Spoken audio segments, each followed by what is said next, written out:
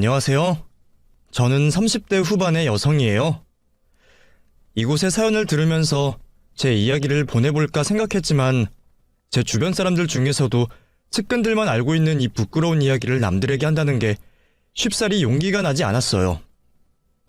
하지만 최근 한국 뉴스나 시사 프로에서 다뤄주는 주제를 보면서 참 제 사연과 많이 닮아있다는 생각이 들더라고요.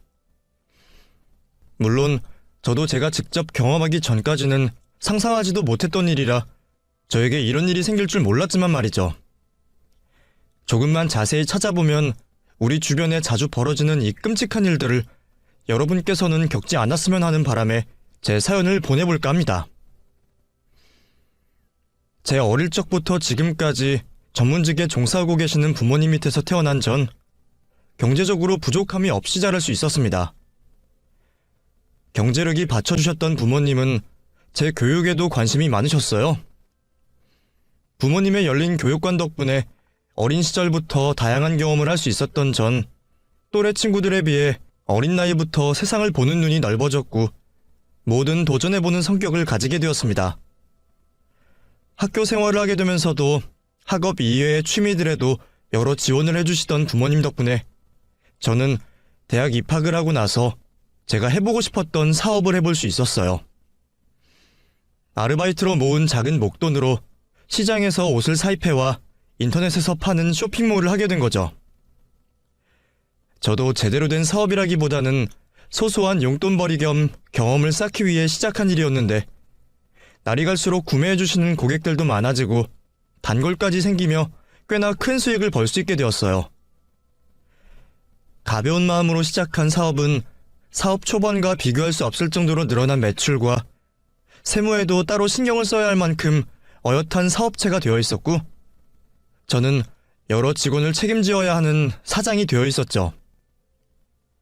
그러던 중 몇 년 동안 저희 회사 세무 일을 도와주시던 세무사분을 통해서 한 남자를 알게 되었어요. 처음에는 저와 비슷한 사업체를 하고 있다 하여 소개받은 사람인데 그 남자의 이름은 이종규였죠. 제가 아무것도 모르고 사업을 시작한 편이라 같은 업계 사람을 만나면 도움이라도 얻을 수 있지 않을까 생각했었어요. 종규 씨도 사업을 하고 있기에는 젊은 나이다 보니 처음에는 그 사람이 한다던 사업체도 저와 비슷할 거라고 생각했는데 알고 보니 종규 씨는 저희 사업과는 비교도 할 수 없을 만큼 큰 의류제조 회사를 운영하고 있었죠.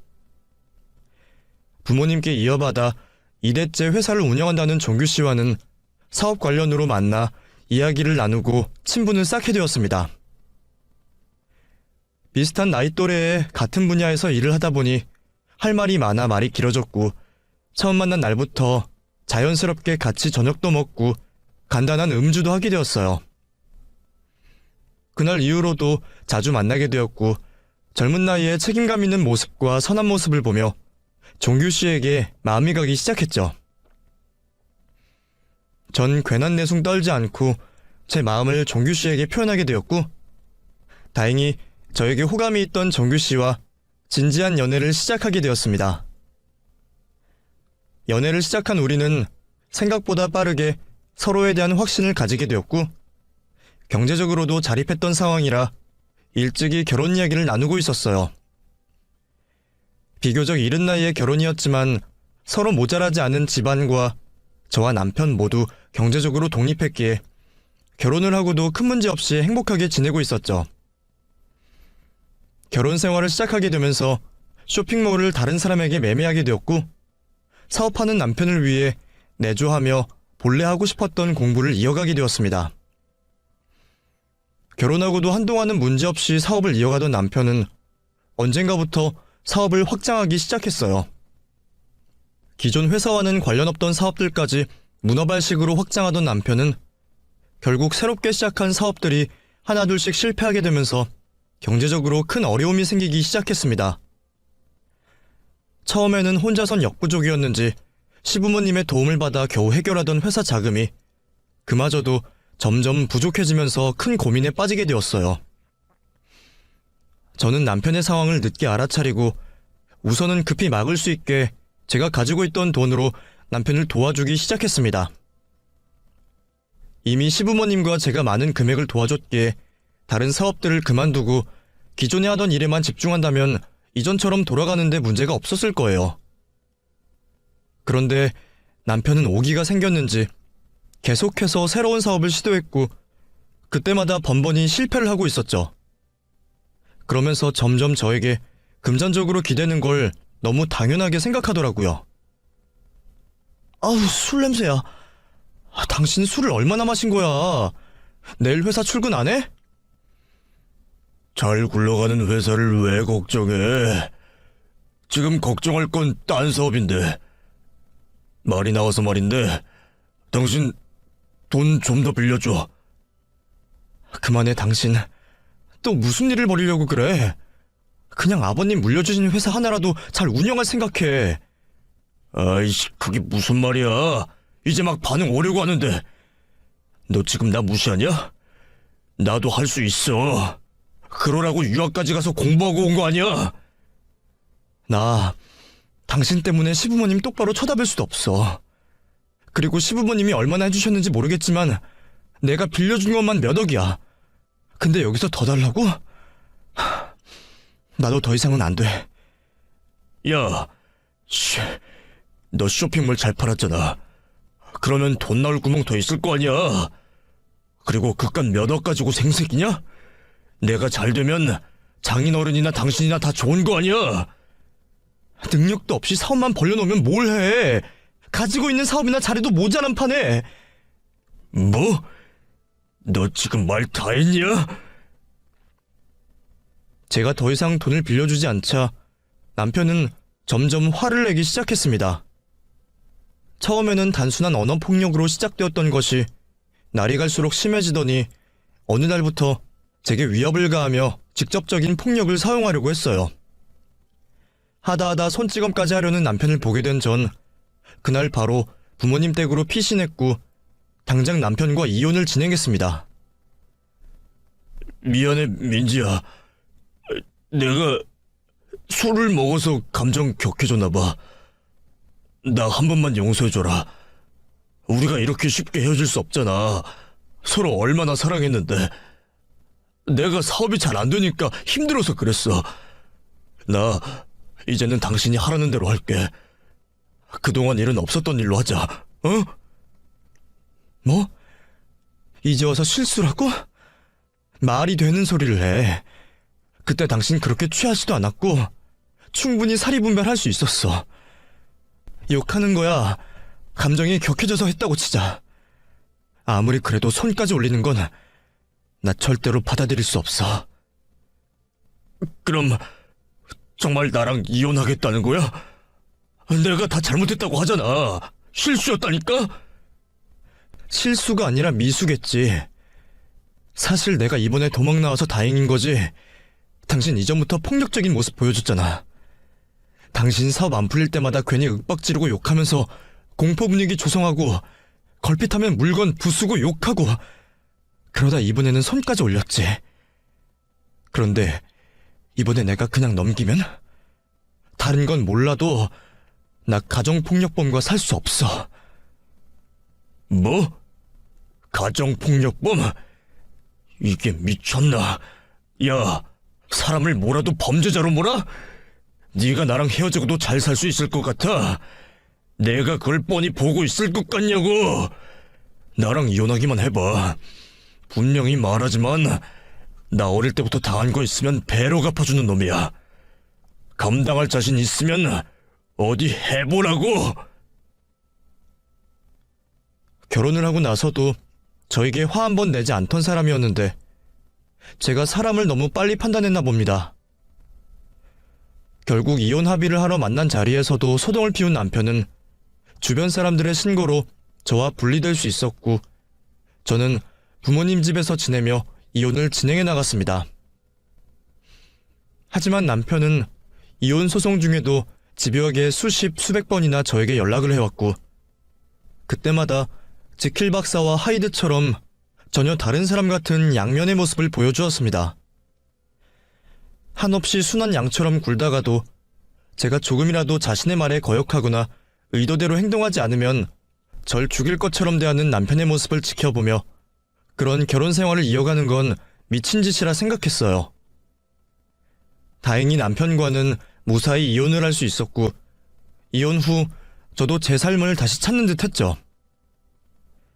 그렇게 몇 달 동안은 이혼 소송으로 지친 제 몸과 마음을 재충전하며 앞으로의 삶을 계획하고 있었습니다. 이전 일들을 잊는다는 게 쉽지 않은 일이었지만 하루빨리 잊으려 노력하고 있었고, 그렇게 제가 다시 싱글 라이프에 적응해가고 있을 때쯤 잊고 있던 전 남편이 다시 저에게 찾아왔어요.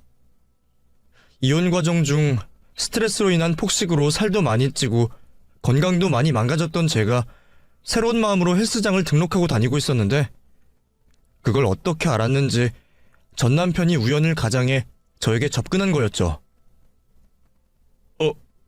당신 여기 다녔구나. 반갑다. 당신 어떻게 알고 온 거야? 잠깐만. 귀찮게 하지 않을게. 나는 당신 여기 등록한지 몰랐어. 정말 우연이야. 그렇다고 우리가 그냥 사이도 아닌데 모른 척 지나가? 우리 비록 안 좋게 헤어졌지만 이제 다 지난 날이잖아. 그냥 오다 가다 인사 정도는 하면서 지내자. 당신 불편할 테니 내가 운동하는 시간은 바꿀게. 괜히 등록한 운동 그만두지는 말고. 피하려는 제게 일방적으로 말을 건 전 남편은 저와 시간대를 바꾼다고 했지만 그 이후에도 우연을 가장해서 저와 마주치게 되었고, 결국 제가 시간대를 바꾸어 전 남편을 피하게 되었죠.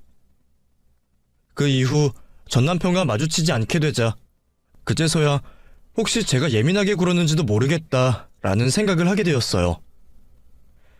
하지만 그 이후에 벌어진 사건만 보더라도 제가 예민한 게 아닌 예상이 맞았던 거였어요. 민지야, 우리 마주쳐도 인사 정도는 하자니까. 이 시간대로 바꾼 거구나. 난 오늘 저녁 약속이 있어서 지금 나온 건데 혹시 끝나고는 뭐해? 당신 일부러 계속 시간 바꾸는 거 알아.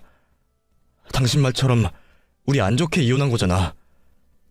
나 당신 불편하니까 이런 행동 안 했으면 싶어. 100번 양보해서 마주치는 게 우연이라고 치자. 그럼 우연이라 생각하고 서로 조용히 운동만 하고 가자. 그래. 난 오랜만에 보니까 반가워서. 저번에 너도 별말 없길래 나랑 비슷한 거 했어. 그래, 미안하다. 운동 열심히 해. 귀찮게 안 할 테니까. 웬일인지 제 말에도 별대꾸 없이 사라지는 전 남편을 보면서 이제는 말이 통하는구나, 다행이다 싶었습니다. 그래도 혹시 몰라 저는 아예 헬스장을 바꾸게 되었어요. 운동하는 시간도 전 남편이 회사에 있을 시간으로 다니면서 혹시나 우연을 가장해 또 저에게 접근할 전 남편을 피하려고 노력했습니다. 왜 내가 그 사람을 피해야 하는지 이해되지 않았지만 그렇게까지 해야 했네요. 운동을 하며 건강해지는 제 몸처럼 전 남편과 있었던 일들도 점점 잊혀져 갔어요. 조금씩 다시 용기가 생기게 된 저는 제가 하고 싶어 하던 공부를 하기 위해 대학원에 진학을 했고, 남은 시간은 여러 취미를 하며 보내게 되었습니다. 너무 일찍 하게 된 잘못된 선택으로 꼬여버린 제 인생도 이제는 느리지만 천천히 풀려가고 있다고 생각하던 때에 전 남편이 다시 제 앞에 나타났습니다. 그쯤 저는 학교를 가기 전 항상 아침에 운동을 가곤 했어요. 그날도 운동을 마치고 학교를 가려는 순간 회사에 있어야 할 전 남편이 제 앞에 나타난 겁니다. 민지야, 이런 곳에서 다시 보네. 반갑다. 어디가? 나 당신이랑 할 말 없어. 당신 갈 길 가. 야, 좀 너무하지 않냐? 우리가 같이 산 세월도 있는데. 애정은 없어졌다고 하지만 하다못해 전우애 정도는 있는데 그냥 길에서 인사할 수는 있잖아. 나도 전 와이프가 어떻게 지내나 물어볼 수 있는 거고. 전에도 말했지. 당신 나 쫓아다니는 거잖아. 내가 모를 것 같아? 당신이 오늘 여기에 있는 게 우연이라고? 왜 여기 있는데? 당신 회사는 어떻게 하고? 여기 당신 아는 사람도 없는 동네잖아. 그런데 하필 내가 운동 끝나는 시간에 내 앞에 이렇게 나타난다고? 그리고 그 전에 일도 우연이고? 당신 한 번만 더 내 앞에 나타나면 나 당신 스토킹으로 경찰에 신고할 거야. 뭐? 스토킹? 신고를 한다고? 하, 이게 미쳤나, 씨. 야, 내가 널 왜 쫓아다녀? 너가 뭐가 잘났다고 내가 쫓아다니냐고! 애초에 먼저 좋아하는 것도 너 아니냐? 그때는 사귀어달라고 고백해놓고 뭐? 쫓아다녀? 신고를 해? 야, 네가 어떤 남자를 만났는지 모르겠지만 남자 만나게 돼서 우쭐하나 본데 너 그 정도 아니야. 너처럼 남자한테 쉬운 여자 관심 없어. 너나 나한테 헛소리하면 내가 가만 안 둘 테니까 피차 서로 마주치지 말자. 제가 아무리 도망 다녀도 전 남편은 어떻게든 저를 찾아내는 듯 했습니다. 잊을만 하면 나타나는 그 사람 때문에 이제야 자리 잡아가는 제 일상이 흔들리는 듯 했죠. 결국 저는 계속되는 남편의 접근을 부모님과 상의하게 되었습니다. 꾸준히 증거를 모아 경찰에 신고도 해봤지만 접근 금지 외에는 별다른 방법이 없다고 했어요. 사람이 죽어야만 해결이 난다는 건지 결국 안타깝지만 피해자인 제가 전 남편을 피해 다니기 시작했어요. 아주 짧은 거리도 웬만하면 차를 타고 다니기 시작했고 외부에서 혼자 있는 시간을 최대한 줄이려고 했죠. 그렇게 언제 불쑥 나타날지 모르는 전 남편으로 우리 가족 모두가 고통받고 있을 때 전 남편은 자신의 시야에 제가 보이지 않아 답답했는지 이제는 대놓고 저희 집 앞을 서성이고 있었습니다. 잠깐의 방심이었어요. 집 앞에 있는 편의점에 다녀오려고 했던 저는 자고 계시는 부모님을 깨우기 싫어 혼자 밖을 나서게 되었고 이른 새벽 시간이라 아무 일이 없을 거라 생각했습니다. 그런데 집으로 돌아오는 길에 집 앞에서 전 남편을 마주치고 만 겁니다. 패딩과 모자를 쓰고 있었기에 저를 못 알아봤을 거라 생각한 전 남편이 알아차리기 전에 집으로 들어가려고 했죠. 그런데 어떻게 알았는지 전 남편이 제 앞을 막았어요. 야, 내가 너 잡아먹기라도 하냐? 왜 날 피해? 이거 왜 이래? 당신 접근 금지인 거 몰라? 경찰서 가고 싶어? 신고하기 전에 이 손 놔. 야, 너 일부러 이러는 거잖아. 내 관심 끌려고. 그만해라. 내가 예전 일 잘못했어. 앞으로 네 말 잘 들을 테니까 쇼 그만하자. 쇼라니, 무슨 소리야? 나 분명 말했어. 신고한다고. 야, 이씨. 신고해봐. 뭐 어쩔 건데? 야, 너 솔직히 말해봐. 이혼하기 전부터 남자 생겼지? 그래서 이혼한 거지? 누구야? 어떤 놈인데? 헬스장? 아니면 대학 교수야? 누구냐고? 제 비명에 깬 부모님께서 경찰에 신고를 하셨고 아버지께서 내려오셔서 절 잡고 있던 전 남편과 실랑이를 하게 되었습니다. 결국 경찰이 오게 되면서 전 남편은 연행되어 갔지만 그날의 일은 저에게 큰 충격으로 다가왔어요. 잠시 동안이었지만 전 남편 입에서 나온 이야기들은 모두 헛소리였고 정상적인 대화가 통하지 않는 전 남편이 점점 더 무서워졌죠. 거기다 전 남편에게 따로 조치된 것은 접근 금지 명령 위반으로 인한 벌금밖에 없었고 별다른 처벌도 없이 그날 바로 훈방이 되었다고 들었어요. 공권력에도 해결되지 않는 전 남편 때문에 전 바깥 외출이 두려워지기 시작했고 이전보다 더 조심스럽게 행동하게 되었습니다.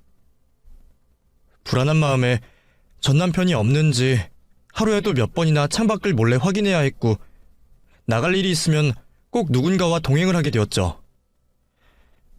부모님께선 사설 경호라도 맡기자고 하셨지만 저 때문에 더 힘들어하시는 부모님 마음을 알고 있어 애써 괜찮은 척 되려 용기 있는 모습을 보여주었습니다. 그러다 그 사람을 만나게 되었네요. 그날도 대학원을 가기 위해 차를 타고 나가고 있었는데 모르는 웬 남자가 주차장을 나서는 제 차를 두들겼죠. 저 박민지 씨 맞으시죠? 네, 그런데요? 전에 접근금지 건으로 신변보호 요청하셨죠? 네? 그런가요? 네. 이종규 씨가 전 남편분 되시고 2주 전에 접근 금지 명령 위반으로 신고하셨고요. 이제부터 저희 쪽에서 보호해 드릴 테니까 이 번호로 나중에 연락 주세요. 박민지 씨 생활 패턴을 알아야 저희도 능동적으로 관리를 할 수 있어서요. 그럼 이만 가보겠습니다. 전 남편이 소동을 벌인 날 저도 모르게 어떻게 된 건지 신변 보호인이 되어 있다고 했고, 다행히도 그날부터 전 남편 보복에 대하여 저를 보호해 주시는 형사분이 생겼습니다. 그날 이후로 집 근처로 순찰도 자주 도는 것 같고 항상 제 옆에 누군가가 있다는 생각에 심적으로도 많이 안심이 되었어요. 제 주위에서 감시를 해주시는 그 형사분과도 안면을 트게 되었고, 외출할 때도 걱정 없이 나갈 수 있었죠. 그러다 또 전 남편이 한 번 더 등장했습니다. 대학원 수업을 마치고 집으로 가기 위해 차 문을 열려는 순간 남편이 제 손을 잡더라고요. 민지야, 잠깐 얘기 좀 하자. 이거 나... 아무도 없는 주차장에서 이제는 꼼짝없이 당하겠구나 싶었는데, 그때 그 형사분께서 전 남편을 제압했습니다. 이종규 씨, 접근 금지 명령 위반, 현장 체포하겠습니다. 뭐야, 당신 이거 안 넣어? 박민지 씨, 괜찮으세요? 어디 다친 데는 없으시고요? 다행히 근처에 계시던 형사분께서 전 남편을 잡아갔고 저에게 처벌에 대한 진행 사항을 알려주신다고 했어요. 이번에도 벌금으로 끝나게 되었지만 경찰이 근처에 있다는 것을 알게 된 전 남편은 그 이후로는 더 이상 제 앞에 나타나지 않게 되었죠. 그 후로 신변보호가 만료된 상황에서도 형사님은 가끔 제 주변을 돌아봐주며 제 안부를 물어주셨습니다. 저 말고도 신경 쓸 일이 한두 가지가 아닐 텐데 끝까지 저에게 신경 써주는 형사님에게 감사한 마음이 들었고 성이라도 표시하고 싶었습니다. 처음에는 감사한 마음에 식사 정도 대접하려고 만난 자리였는데 오랜만에 이성과의 자리 때문인지 복합적인 감정이 들었던 것 같아요. 전 남편과 문제가 있고 난 뒤 처음으로 마음 편하게 외부에서 즐길 수 있었던 시간이었고 그간 보호받고 있다는 느낌 때문인지 저도 모르게 승용 씨에게 많이 기대고 있었나 봅니다. 즐거운 식사를 하고 난 이후로 저와 승용 씨는 사적으로 연락을 하게 되는 사이가 되었습니다. 전 남편 일과 형사 일로 서로 걱정하는 안부를 매일 묻다 보니 비슷한 나이 또래였던 저희는 자연스럽게 친구 사이가 되었어요. 물론 서로의 마음이 친구 이상이었다는 건 알고 있었습니다. 하지만 이미 실패한 결혼으로 남자에게 호되게 당해본 전 마음을 연다는 게 쉽지 않았어요. 저는 승용 씨와 친구로 남기를 바라면서 계속해서 만남을 이어왔고 혹여 승용 씨가 분위기라도 잡을라 하면 모른 척 그 자리를 얼렁뚱땅 넘기곤 했습니다. 제가 모든 걸 다는 알 수 없었지만 경찰이라는 직업과 이전에 있었던 사건으로 제게 믿음을 주었던 승용 씨는 알아갈수록 좋은 남자라고 생각되었습니다. 그런 제 마음을 알고 정확하게 관계를 정리하고 싶었는지 승용 씨가 먼저 저에게 고백을 해왔습니다. 민지야, 너도 이제 알겠지만 너 이성으로서 좋아해. 물론 민지 너가 쉽게 결정 못한다는 것도 알고 너가 괜찮아질 때까지 기다려줄 수 있어. 그때가 언제인지는 너도 모르겠지만 내가 그때까지 기다려도 될까?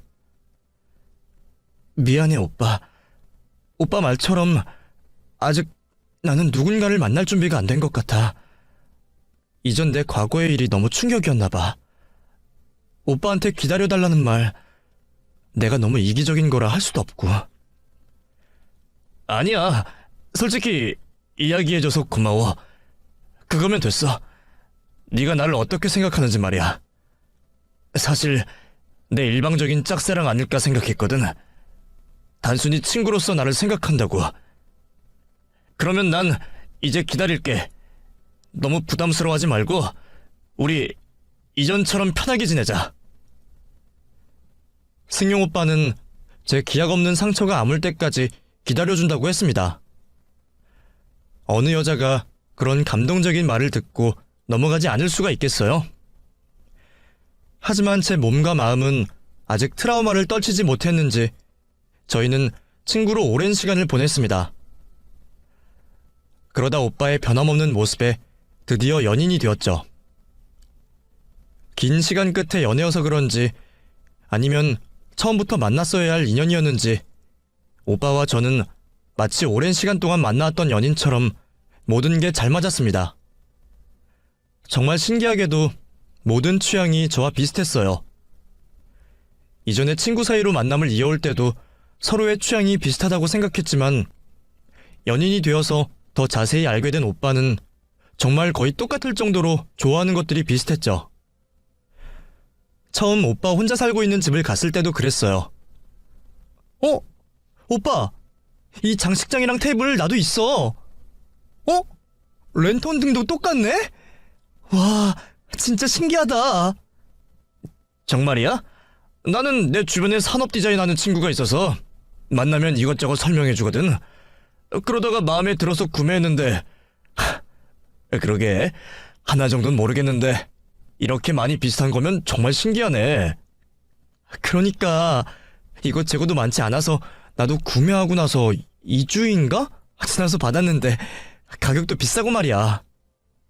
우리 오빠 맨날 박봉이다 그러면서 알고 보니까 잘 나가는 사람이었네. 형사란 직업의 고정관념 때문인지 오빠가 자상하고 섬세한 면은 있었지만 집안 인테리어에 가구와 소품까지 세세하게 신경 쓰는 줄은 꿈에도 몰랐습니다. 거기다 가격대 꽤 나가는 가구들도 여러 개 있어서 제가 예상하는 형사 월급이 생각보다 높은가 싶었죠. 그건 말고도 취미, 음식, 가치관까지 정말 모든 취향이 비슷한 오빠를 보다 보니 내가 이렇게 좋은 남자를 만나려 그 힘든 시간을 보냈구나 싶었어요.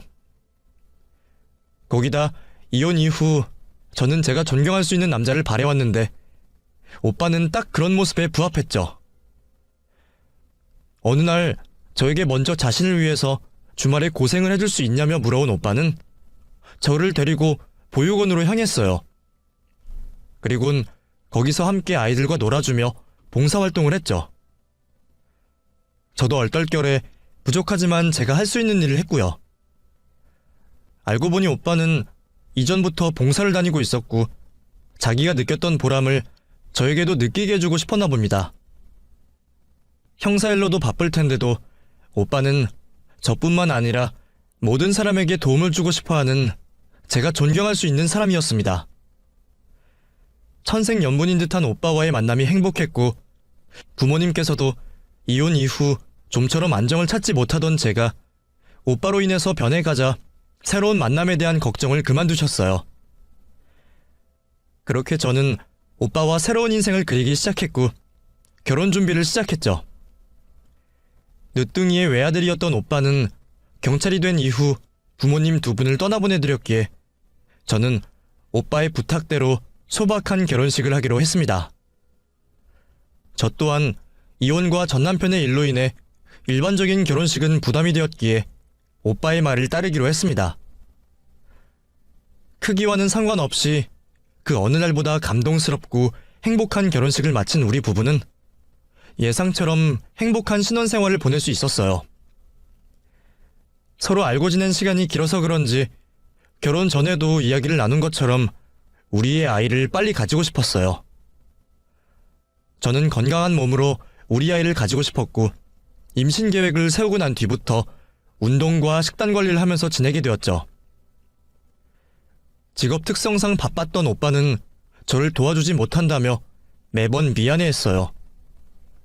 그러면서 임신에 도움될 만한 영양제와 음식을 챙겨주면서 빈자리를 채워주려고 했죠. 저도 그런 오빠의 마음을 10분 이해했기에 챙겨주는 영양제와 음식들을 고맙게 생각하며 일부러 더 챙겨 먹었습니다. 그런데 갑작스럽게 무리를 해서 그런지 며칠 동안 계속해서 복통이 생겼고 이상하게 자도 졸리는 겁니다. 병원에 가보았지만 복통의 이유를 알 수 없었고 의사 또한 단순한 근육통으로 치부했어요. 그런 저의 고통에 남편은 더 많은 신경을 써주었습니다. 당신 대신에 내가 아파야 하는데 속상하네. 의사 말대로 운동 때문일 수도 있으니 우선 집에서 쉬면서 회복에 집중해. 그리고 이건 근육통에 좋은 약이랑 소화기관에 좋은 영양제. 혹시 모르니까 꾸준히 먹어봐. 내가 열심히 알아보고 주변 사람들한테 확인까지 받고 산 거라 도움 될 거야. 고마워, 여보. 당신 아니었으면 나 어떻게 살았을까 모르겠어. 당신 걱정 안 하게 빨리 나을게. 저는 남편에게 너무 고마웠어요. 그러나 이전에 안 먹던 걸 먹어서 탈이 났을 수도 있겠다고 생각한 전 남편에게는 미안하지만 저를 위해 챙겨준 약과 영양제를 먹는 척만 하며 남편을 속였죠. 사실 그 문제보다 저는 더 걱정되는 일이 있었어요. 저희 부부 주위에 자주 목격되는 낯선 남자 때문이었죠. 처음에는 제 전 남편인 줄만 알았습니다. 다시 또 그 사람이 겁도 없이 나타났나 싶었어요. 자세히 보니 처음 보는 낯선 사람이었고 저는 남편 직업상 원한 관계인 사람이라고 생각했죠. 걱정되는 마음에 남편에게 말을 하게 되었습니다.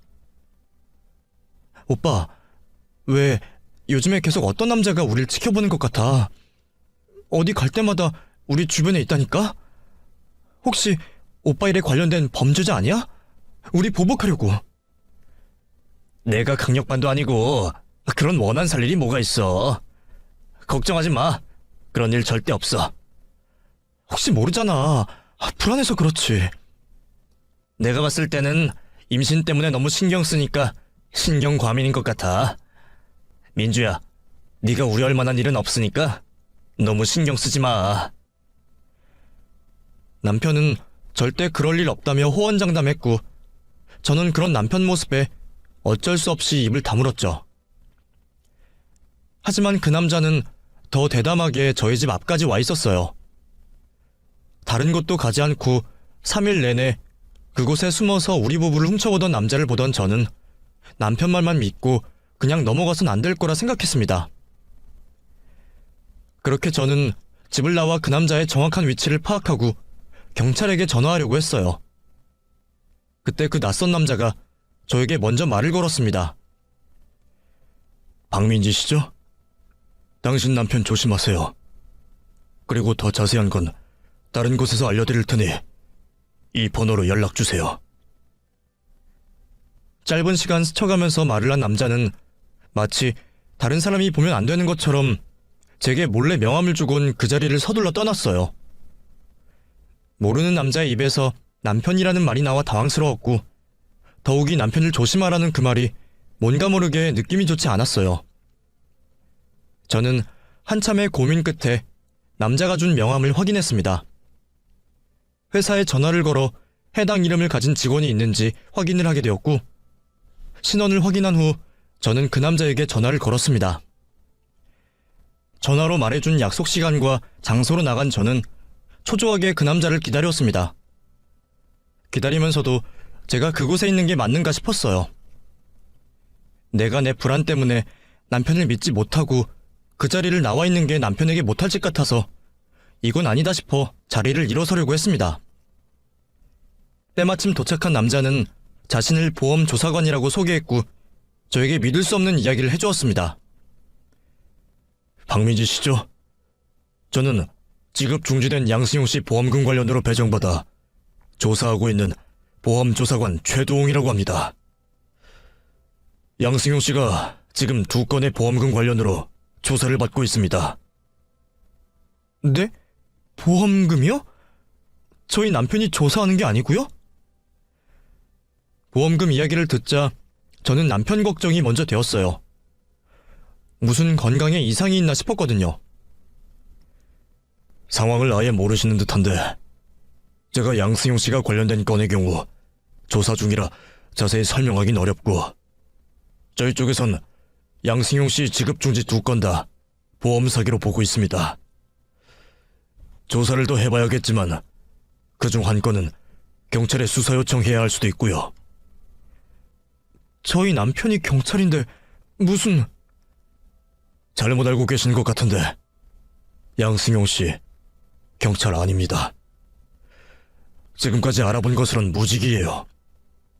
저도 박민지 씨를 만나 양승용 씨 조사에 협조를 부탁드리려고 나왔습니다.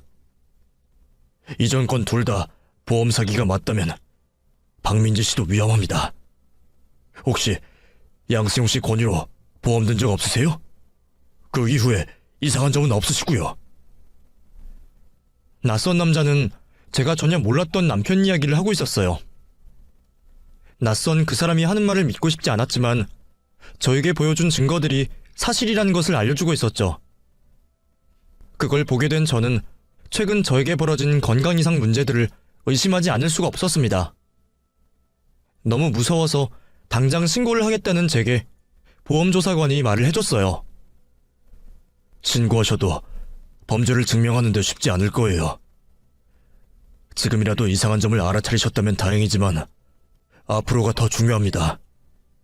보험 특성상 조항에 부합되지 않으면 수령이 쉽지 않으니 양승용 씨가 의도하는 범죄가 있을 겁니다.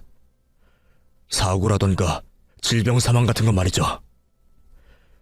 박민지 씨는 이제부터 그런 증거들을 모아야 해요. 동영상처럼 최대한 조작이 되지 않는 법적 효력이 있는 증거를 모아주세요. 제가 계속해서 조사해보며 어떤 증거가 있어야 하는지 알려드릴 테니 그대로 하시면 됩니다. 하지만 무엇보다 위험한 사람이니 직접적으로 위험이 느껴지시면 바로 신고하셔야 해요. 그렇게 저는 조사관의 조언을 들으며 남편과 살떨리는 동거를 시작하게 되었습니다. 우선은 제대로 확인하고 싶던 전 남편의 경찰 신분증을 찍고 해당 경찰서에 전화를 해보았죠. 해당 경찰서에서는 양승용이라는 경찰이 없다고 했고 이로써 저도 확실히 할 수 있는 마음을 먹게 되었습니다. 하루하루가 불안했지만 아직 제가 자신의 정체를 안다고 생각 못하는 남편을 속이면서 증거를 모으기 위해 최선을 다했어요. 가장 먼저 한 행동은 가정용 CCTV를 다는 것이었습니다. 우선은 거실과 안방에 하나씩을 설치했고 남편 방에는 들키지 않을 소형 카메라를 갖다가 두었죠. 집안에서 최대한 많은 증거를 잡아야 했기에 남편이 안심하고 범행을 계획할 수 있게 전 임신을 위해 헬스와 필라테스와 같은 외부 활동을 한다며 핑계를 대고 밖으로 다녔습니다. 그러다 저는 남편의 접근 의도를 알 수 있는 통화를 확인하게 되었습니다. 야, 정말 니코틴으로 사람 죽일 수 있는 거 맞아?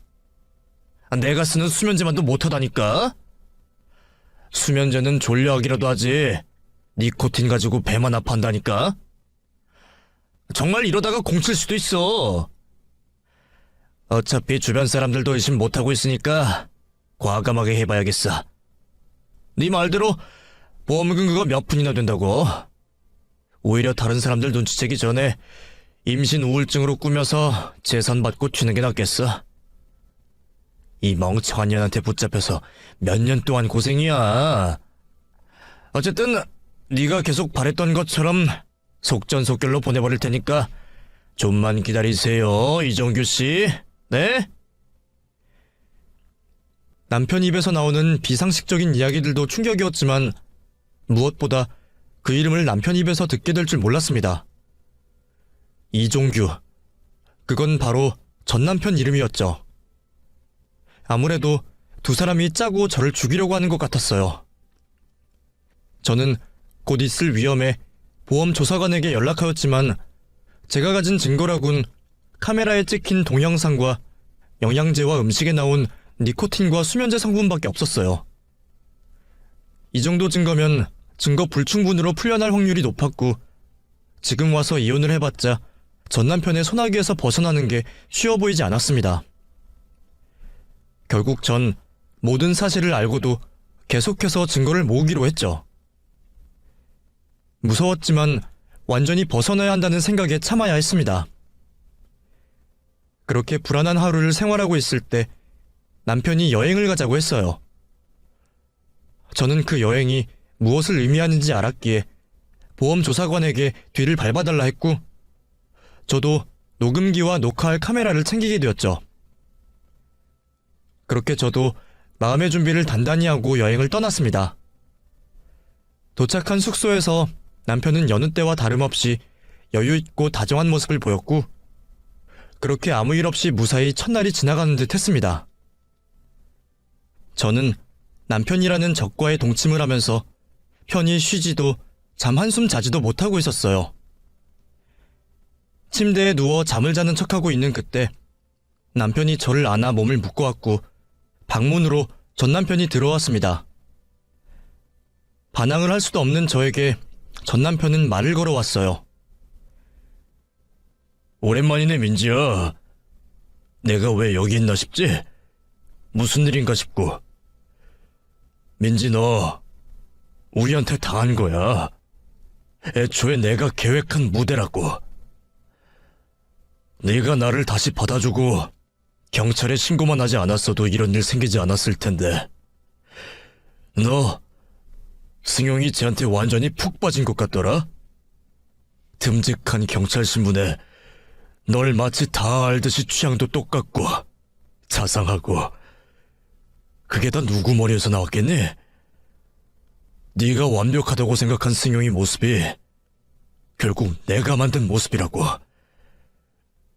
널 완벽히 하는 남자는 나밖에 없어. 그런데 그런 나를 배신해?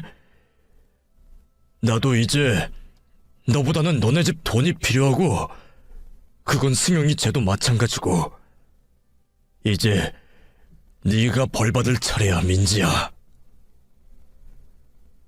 그렇게 전 남편이 저를 위협하면서 다가올 때 경찰차 소리와 함께 형사들이 뛰어들어왔습니다. 순식간에 전 남편과 남편을 제압했고 저는 그제서야 긴장이 풀려 경찰들에게 살려달라고 울기 시작했어요. 그리고는 경찰서로가 지금까지 있었던 모든 사실을 이야기하고 증거를 제출했죠. 전 남편과 남편은 현장에서 체포되어 수사를 받게 되었고 몇 달이 지나자 사건의 전말이 밝혀졌어요. 남편이 처음으로 접근금지 명령으로 처벌받은 뒤 저에 대한 복수를 결심하게 되었고 고의적으로 가상의 인물을 만들어 접근시킨 겁니다. 그게 지금의 남편 양승용이었고요. 애초에 신변보호부터가 전 남편과 남편의 범행 계획의 시작이었습니다. 남편은 전 남편과 계획하에 저를 죽이고 보험금이나 재산을 탈취하려 무려 5년이라는 긴 시간을 저를 속여왔던 겁니다. 세상에 사람 목숨 노리려 5년을 기다리는 사람이 어디 있나요? 너무 길어지는 계획에 빨리 해결하고자 했던 두 사람은 저와 여행을 범행 당일로 결정하고 강도살인으로 위장해서 남편만 저를 보호하다 겨우 살아남은 걸로 조작하려 했던 거죠. 다행히 이전부터 남편을 경계하던 제가 조사관분에게 뒤를 밟아달라고 했고 그 모든 과정을 기록하던 조사관분께서 다른 남성이 범행 도구를 들고 펜션으로 들어가자 지체 없이 신고를 해주신 덕분에 두 사람은 현장에서 체포될 수 있었습니다. 결국 저에 대한 살인 공모와 미수, 공문서 위조, 보험사기 방지 특별법 등 여러 처벌건으로 기소가 되었고 상상적 경합범으로 둘 다 긴 징역살이를 하게 되었습니다. 제 노력과 인내 끝에 사건은 무사히 마무리가 되었지만 이미 갈기갈기 찢어진 제 마음의 상처는 쉽사리 회복되지 않았어요. 그렇게 긴 시간 동안 정신과 치료를 받았고 겨우 일상을 할 수 있을 정도가 된 뒤 저는 외국으로 건너가게 되었습니다. 감옥에 있을 그 사람들이 탈출할 순 없겠지만 한국에 살고 있으면 어느 날 저에게 나타날 것만 같았어요. 그렇게 고국을 떠나 이곳에서 생활한 지도 시간이 꽤 흘렀습니다. 이전 아무 일 없을 때처럼은 아니지만 지금은 마음의 상처를 회복하고 새롭게 알게 된 사람들과 즐거운 시간을 보내고 있어요. 그리고 이곳에서 더 이상 도피가 아닌 정착을 해보려고 준비 중에 있습니다. 그러던 도중 이번 이슈화된 범죄 사건으로 저와 비슷한 사건을 겪으신 분들의 방송을 보게 되었고요. 그러다 보니 부끄럽지만 저의 경험담이 도움이 될까 싶어 이런 글을 적게 되었네요. 피해자인 제가 회복되기까지 너무 많은 시간이 걸렸습니다. 부디 여러분도 매사 조심하시길 바라겠습니다. 그리고 멀리서 새로운 인생을 시작하려는 저에게 많은 응원과 용기를 주셨으면 합니다. 사연 읽어주셔서 감사합니다.